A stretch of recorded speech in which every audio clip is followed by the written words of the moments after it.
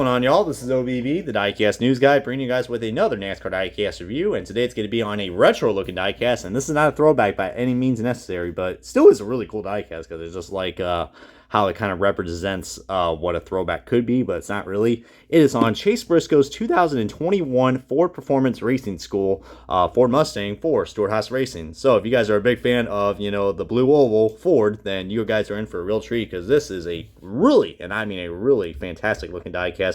Even though I can already tell, I pointed out in my haul video that, yeah, this car does not have a freaking name rail on it. But on the other side, it does.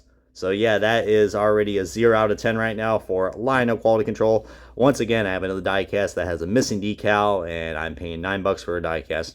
Oh joy. Just kidding. I use my rewards points with Circle B diecast, and you guys can use them too if you use my promo code OBBYT for that free shipping.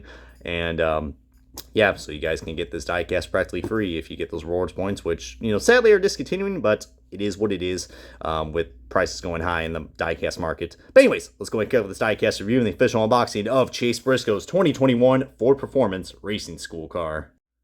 And alrighty, guys, we got this diecast out of its box, and man, this is one beautiful, simple looking paint scheme right here. I mean, I'm not the biggest fan of the blue oval. Me being an auto mechanic, I have actually some very, high opinionated, aspects to say about, Ford. But, we're going to keep things, pretty positive in this review, besides quality control. And right off the bat, you can already tell some quality control. I mean, like I pointed out in the introduction, no name rail. That is pretty damn unfortunate. I mean, looks pretty bland. I mean, heck. Thankfully, the windshield banner's here, because I wouldn't even tell who's driving this car. Like, hello, like, who's driving this car? Oh, yeah, Briscoe. And, yeah, but what a cool diecast, guys. I mean, but this diecast really is just so simple, but yet it just works so well. I mean, the Chase Briscoe already so far just has some really cool looking paint schemes, and some of these paint schemes look pretty quite familiar, because if you guys remember that, yeah, this is another one of his sponsors that, and yes, this is a sponsor. This is not an unsponsored diecast. I mean, people want to say, oh, it's a Ford sponsored car, it's unsponsored. No, not really. I mean, from what I know, I think this is actually a type of racing school for Ford, which is pretty cool. Heck, it's always good when you learn about Fords.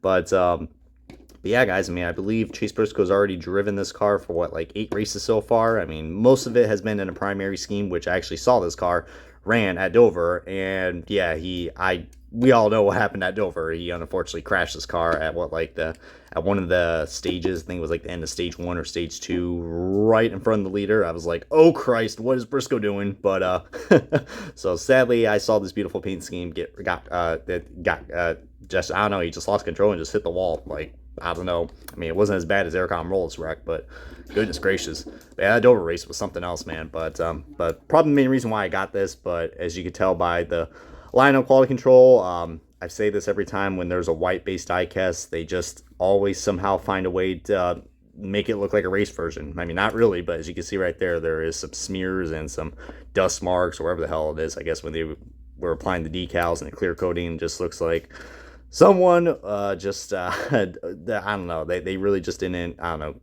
know, I guess it just wasn't really a clean area, because look at this, man. I mean, one of my biggest pet peeves I got right there, and some more quality issues right here. I mean, goodness gracious. But at least this side has a name rail, so yay on that. But you guys should probably remember this car, and this has rookie stripes. Thank God. If it didn't have the rookie stripes, oh, I'm bitching now, because Briscoe's a rookie, goddammit. And he's been doing a pretty good job so far being a rookie. I mean, Christ, dude. I mean, this guy nearly won the freaking Indianapolis Grand Prix race. He almost won that race. Unfortunately, NASCAR had to step in and had to park him, because, yeah, he had a good battle with Denny Hamlin, and that was probably the highlight so far of his career so far, nearly winning the Indianapolis Grand Prix race. That was something else, man. I mean, when he, allegedly took out Denny Hamlin for the lead, I was like, damn, Briscoe stepping up.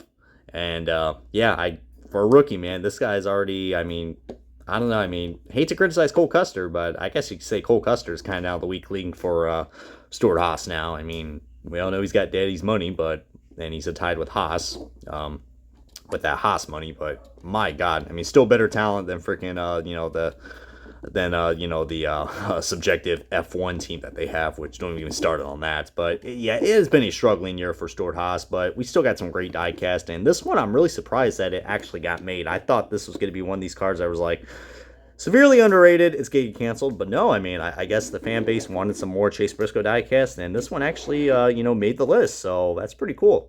But yeah, this paint scheme is pretty much exactly just like his like how his Xfinity car was from 2020, like with a high point scheme that pretty much carried over perfectly with this.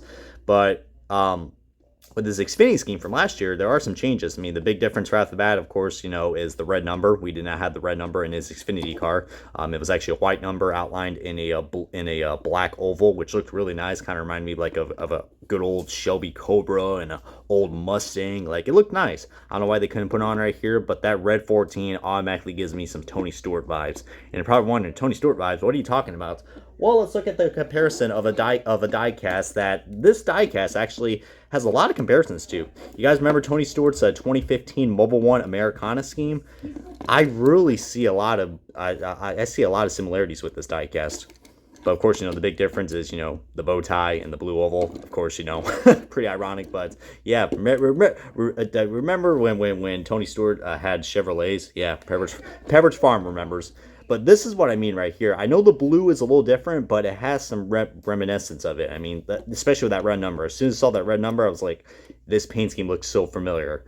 I mean, it has some familiar characteristics with the coloring, but you can see it. You can definitely see it. I mean, I absolutely saw it when I first saw the diecast, and this is just such a cool side-by-side comparison right here. The Mobile One, Ford, and on the back, I mean, everything is pretty much just like that. But I don't know, guys. I mean, the blue is a lot more brighter. I mean, yeah, we do see a little bit of a brighter blue right here where that is. So, I don't know. I mean, I know that the paint scheme carried over from his Xfinity car, because the paint scheme is pretty much exactly the same, but just that red number. But I don't know. I mean, I don't know. I kind of would have liked it if they went with that black oval. You know what I mean? It might have looked nice, but I don't know. I mean, that could have been their only opportunity to do that, because I know next year is going to be pretty hard with the number placement. But yeah, I mean, and I don't know why I just zoomed out right there. Goodness gracious! Don't worry, guys. Your eyeballs are not adjusting. Your eyes should be you know, nothing wrong with your eyes, guys. That was just me and my camera just going whoopee. And yeah, now I'm just saying random phrases now, like whoopee. Like, what the hell is that, Brian? But yeah, I definitely would recommend picking this diecast up. If you guys are a big fan of the high point scheme, then this one is another great exception, because, I mean, when you think of Chase Briscoe, you think of those two schemes, the Ford Performance Racing School car and the high point car, which both carried over very well from the Xfinity to his Cup car. But I mean, I still can't believe that guy had 9 wins last season. I mean, what a breakout it was for Chase Briscoe. And I got a feeling by the end of the season, or by the next season, for 2022, maybe we're going to see a breakout season for Chase Briscoe. I mean, he definitely reminds me of like a younger Tony Stewart, like just how he is. I mean, not as aggressive, but you know, I see the talent that Briscoe is going to bring into the table for Stuart Haas for next year. But feel free to comment below if you guys have anything else to share right here. This is going to wrap up the diecast review of Chase Briscoe's 2021 Ford Performance Racing School Ford Mustang for Stuart Haas Racing. Comment, like, subscribe, and this has been OBB. See you guys next time on another diecast review.